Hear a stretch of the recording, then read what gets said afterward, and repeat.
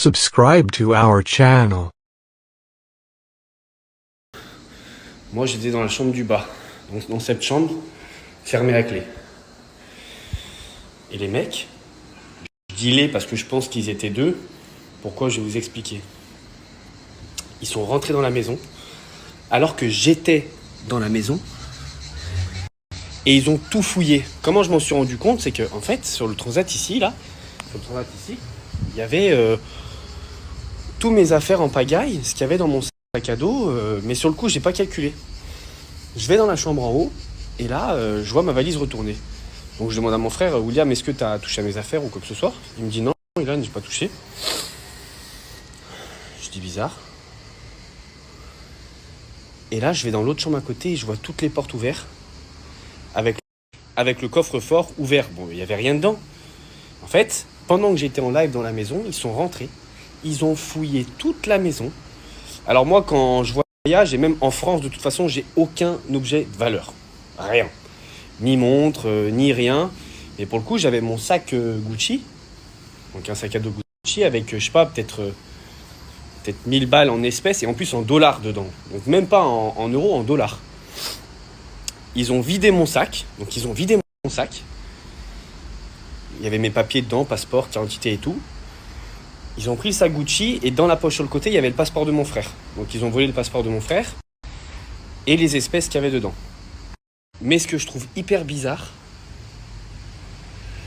c'est qu'il y avait la caméra, il y avait les ordinateurs Mac, il y avait mon casque Apple, il y avait des écouteurs aussi, les AirPods de mon frère. Ils ont rien pris.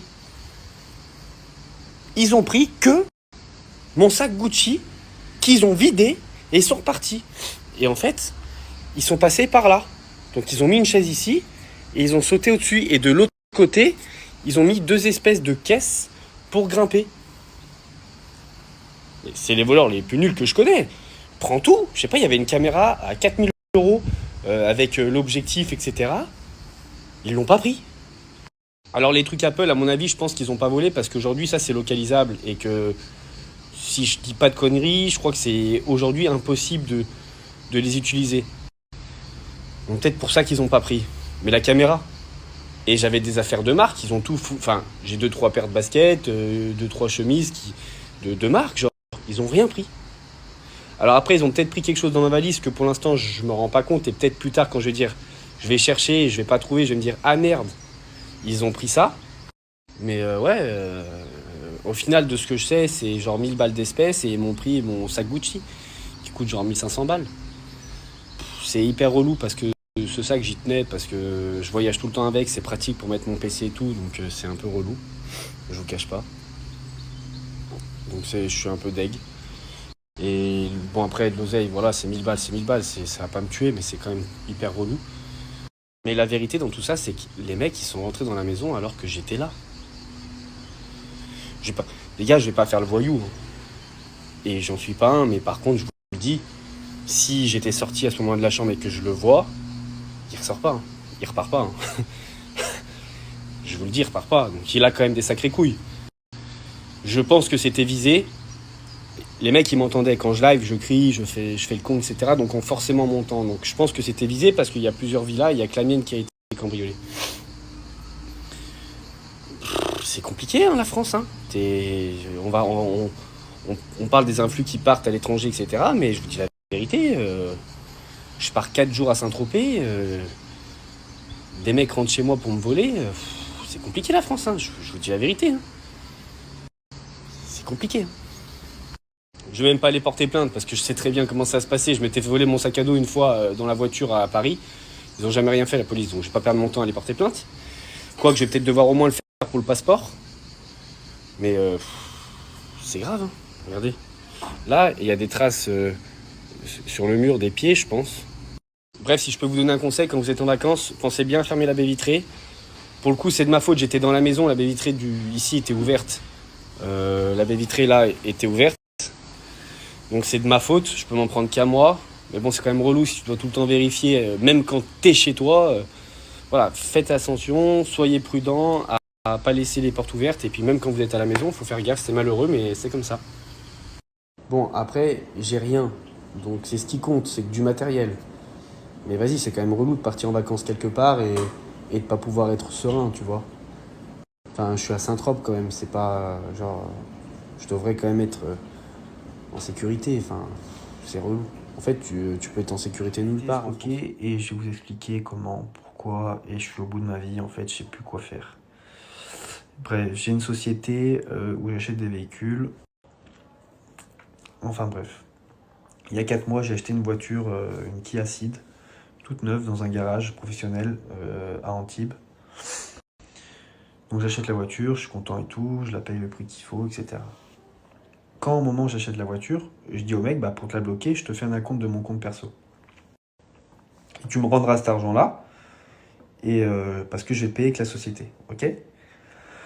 Je le fais et tout, je prends la voiture, je récupère la voiture et tout, voilà, machin, bon. Ça fait 4 mois et demi que j'attends la carte grise.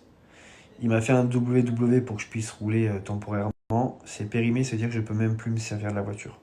Ça fait 4 mois que je le harcèle tous les jours pour la carte grise. Quand j'ai acheté la voiture, quelques jours après, je me suis aperçu qu'elle avait été accidentée. Mais bon, vas-y, que ça avait été réparé, mais pas parfaitement. Mais bon, en vrai, ça, je m'en fous du moment que ça peut arriver, du moment que c'est bien réparé, c'est pas grave. Mais bon, vice caché parce qu'on me l'avait pas dit. Je me rends compte que la pompe lave-glace, elle marche pas. Donc une pompe lave-glace sur une voiture neuve, ça casse les couilles. La voiture, je l'ai achetée 2022, 2500 km quand je l'ai achetée, ok. Au final, je peux pas m'en servir pour ma société parce que tant que j'ai pas la carte grise, je peux pas m'en servir. Donc j'ai déjà 3-4 mois de perte de chiffre d'affaires. J'ai déjà les boules parce que je paye assurance, je paye tous les frais de la bagnole, etc. pour rien. Ensuite, le mec, il veut pas me rendre mon acompte. C'est-à-dire que tous les jours, je l'appelle, il me fait pas le virement en retour, il veut pas me rendre mon argent. Donc il m'a volé 1000 balles. Ensuite, arrive l'été, comme je ne me servais pas de la voiture, parce que comme j'avais pas la carte grise, je m'en servais pas, elle dormait dans un garage. Moi, quand j'ai acheté la voiture en hiver, je me suis pas dit je vais mettre la clim. Là, j'arrive pour mettre la clim fonctionne pas. Je me dis bon, peut-être comme elle est accidentée, ils ont pas remis le gaz quand ils ont réparé. Je vais chez Feu Vert, je paye 150 balles, ils me remettent le gaz. Ça refuit, toujours pas de froid. Je dis bon.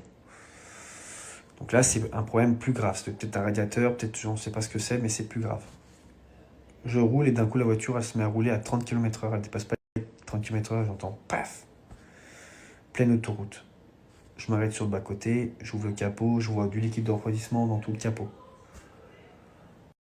Je m'arrête à une aire d'autoroute, je roule à 30 km/h, parce que comme c'est un hybride, peut-être qu'il roule à 30, je sais pas, mais en tout cas, ça roulait. Je remplis, ça se revide, je remplis, ça se revide.